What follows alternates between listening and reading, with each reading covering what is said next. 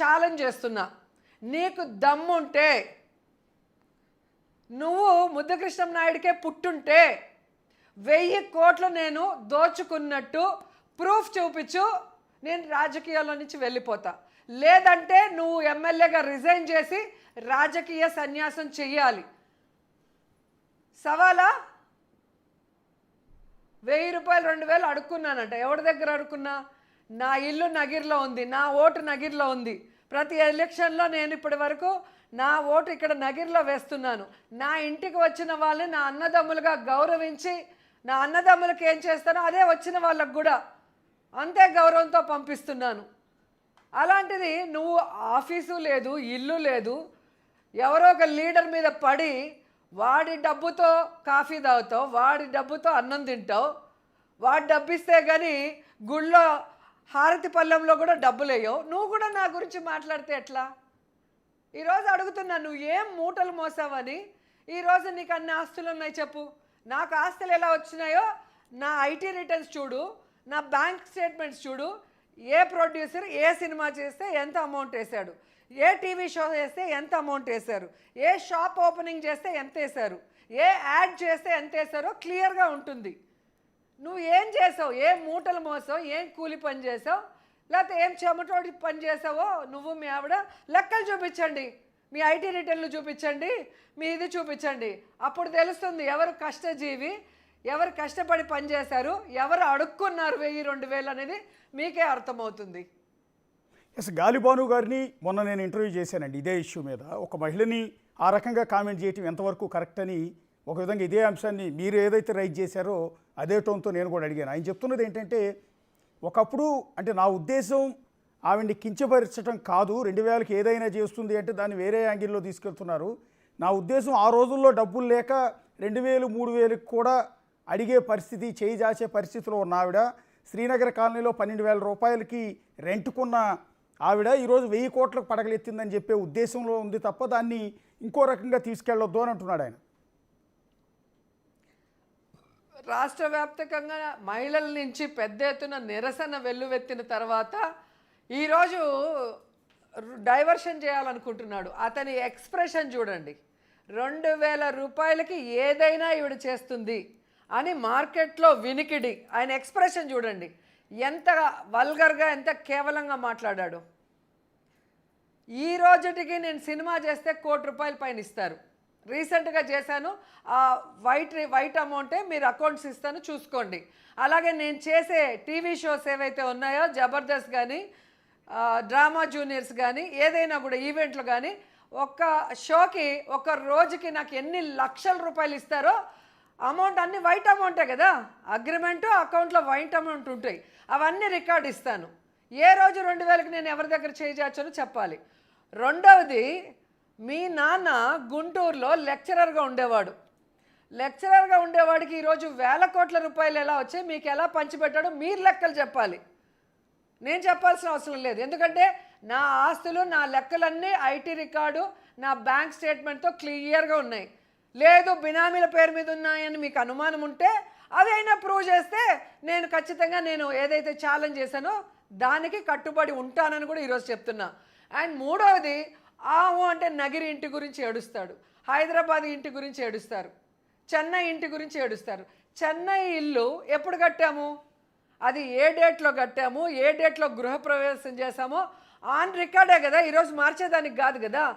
చెన్నై ఇల్లు అప్పటికి నాకు పెళ్ళైనా అయిందా లేదా అని తెలుసుకోమను. తెలుసుకోకుండా నోటుకు వచ్చింది మాట్లాడితే ఎలాగా? అలాగే హైదరాబాద్ ఇల్లు గృహప్రవేశం జరిగినప్పటికీ నేను ఎమ్మెల్యే అయ్యానా లేదా అనేది తెలుసుకోవాలి కదా. తెలుసుకోకుండా ఎలా మాట్లాడతావు? నగిరి ఇల్లు గవర్నమెంట్ వచ్చే ముందు కట్టానా, అది వచ్చిన తర్వాత కట్టానో ఆ డేట్ టైం, ఎందుకంటే నేను అందరినీ పిలిచి ఘనంగా అందరికీ భోజనాలు పెట్టే నేను ఓపెనింగ్ చేశాను. ఏ డేట్లో చేశాను చూడు, అప్పటికి ప్రభుత్వం వచ్చిందో లేదో చూడు. 10 సార్లు అబద్ధం చెప్తే నిజం అవుతుందని. అసలు గవర్నమెంట్ రాకముందు యాజ్ ఏ ఆర్టిస్ట్గా నేను కట్టుకున్న ఇళ్ళని దోచుకున్న డబ్బులు అని చెప్పడానికి సిగ్గుండాలి. అయితే ఇక్కడ ఒకటి గాలిబాను అన్న తర్వాత మీరు అన్నట్టుగా వైఎస్ఆర్ కాంగ్రెస్ పార్టీ కావచ్చు, మహిళా సంఘాల నుంచి తీవ్రమైన వ్యతిరేకత వచ్చిన మాట నిజం. అదే క్రమంలో తెలుగుదేశం పార్టీ కూడా మీ మీద ఎదురుదాడి చేస్తోంది. పర్టికులర్గా సోషల్ మీడియాలో టీడీపీ కార్యకర్తలు కావచ్చు, జనసేన కార్యకర్తలు కావచ్చు, మీ మీద గత 3 రోజులుగా కొన్ని ప్రశ్నలు మీకు సంధిస్తున్నారు. మీ పైన కొంత దాడి కూడా చేస్తున్నారు. గతంలో మీరు వేరు సందర్భాల్లో మీరు ఏదైతే మాట్లాడారో అవన్నీ కూడా తీసుకొచ్చి ఇప్పుడు రన్ చేస్తున్నారు. అవన్నీ మీ దృష్టికి వచ్చాయా? మొన్న మీరు ప్లే చేసినప్పుడు చూసాను అనుకుంటా, మీదో వేరే ఛానల్లోనో అతను చేసిన తప్పుకి సారీ చెప్పకుండా, చేసిన తప్పుకి నోరు మూసుకొని ఉండకుండా మళ్ళీ తన పేజ్లో నావి డాన్స్లు కానీ, నేను పాడిన పాటలు కానీ, లేదా అసెంబ్లీలో జరిగిన ఇన్సిడెంట్స్ కానీ అన్నీ చిన్న బిట్లు కట్ చేసి యాడ్ చేసి దాన్ని పోస్ట్ చేశాడు. అంటే ఏం చెప్పాలనుకుంటున్నాడో నాకు అర్థం కావట్లా. దానికి కూడా నేను ఒక క్లారిటీ ఇవ్వాలనుకుంటున్నా. ఆయన చూపించిన దాంట్లో శేఖర్ మాస్టర్ గారు నేను చిరంజీవి గారి 150వ సినిమాకి డాన్స్ వేసిన వీడియో వేశాడు. అదే శేఖర్ మాస్టర్ గారు డాన్స్ మాస్టర్గా 150వ సినిమాలో చిరంజీవి గారి కాజోల్కి సేమ్ మూమెంట్ కంపోజ్ చేసి చేయటం జరిగింది. స్క్రీన్లో చిరంజీవి గారు కాజోల్ గారు కూడా చేశారు. మరి నేను శేఖర్ గారు డాన్స్ వేసినప్పుడు అది బూత్ అయితే, చిరంజీవి గారు కాజోల్ చేసింది కూడా బూతే కదా. మరి వాళ్ళు చేస్తే అది సినిమా, మేము ఈవెంట్లో చేస్తే అది బూత్ ఎలా అవుతుంది నాకు చెప్పాల్సిన అవసరం ఉంది. రెండవది, నా 3వ సినిమా సీతారత్నం గారి అబ్బాయి, అది సూపర్ డూపర్ హిట్. ఆ సినిమాలో ఒక సూపర్ హిట్ సాంగ్ని ఒక ఈవెంట్లో పాడమంటే, ఒక ఈవెంట్లో నా హిట్ సినిమా నా మొగుడే బ్రహ్మచారి నేనేమో కన్యాకుమారి అని హిట్ సాంగ్ నేను పాడితే అది బూత్ అంట. మరి ఆ సినిమాలో పెట్టినప్పుడు సెన్సార్ వాళ్ళు ఏం చేస్తూ ఉంటారు, రిలీజ్ అయినప్పుడు ప్రజలు దాన్ని ఎట్లా సూపర్ హిట్ చేశారో చెప్పాల్సిన అవసరం ఉంది. ఇంకొకటి, అసెంబ్లీలో అప్పుడు ఏదైతే తెలుగుదేశం పార్టీ నన్ను బ్యాడ్ చేయాలని కట్టింగ్లు చేసి పెట్టిందో అవన్నీ వేస్తున్నారు. సో దీన్ని బట్టే మీకు తెలుస్తుంది అతను చేసింది తప్పు అని అతనికి తెలిసింది. రాష్ట్రమంతా తన పేరు భ్రష్టు పట్టిపోయిందని భానుప్రకాష్కి తెలిసింది. సో దాని నుంచి తప్పించుకోవడానికి ఆవిడ ఇలా ఆవిడ ఎలాగ తర్వాత ముందు నువ్వు ఎలా మాట్లాడతావు, ఒక మహిళ గురించి, ఒక గృహిణి గురించి, ఒక ఎక్స్ మినిస్టర్ గురించి, ఒక ప్రముఖ హీరోయిన్ గురించి ఎలా నువ్వు అంత చీప్గా మాట్లాడతావు, దానికి సమాధానం చెప్పు. దాని మీద పోలీసులు కేసు ఫైల్ చేసి అతన్ని రిమాండ్ పంపించాలి.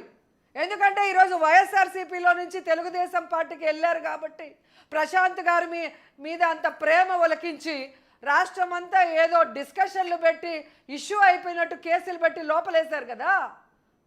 మరి ఇప్పుడు ఎందుకు చేయట్లేదు? మీ పార్టీలో ఉంటేనే మహిళలు, పక్క పార్టీలో ఉంటే మహిళలు కాదా? మీ పార్టీలో ఉంటేనే మంచోళ్ళు, పక్క పార్టీలో ఉంటే మంచోళ్ళు కాదా?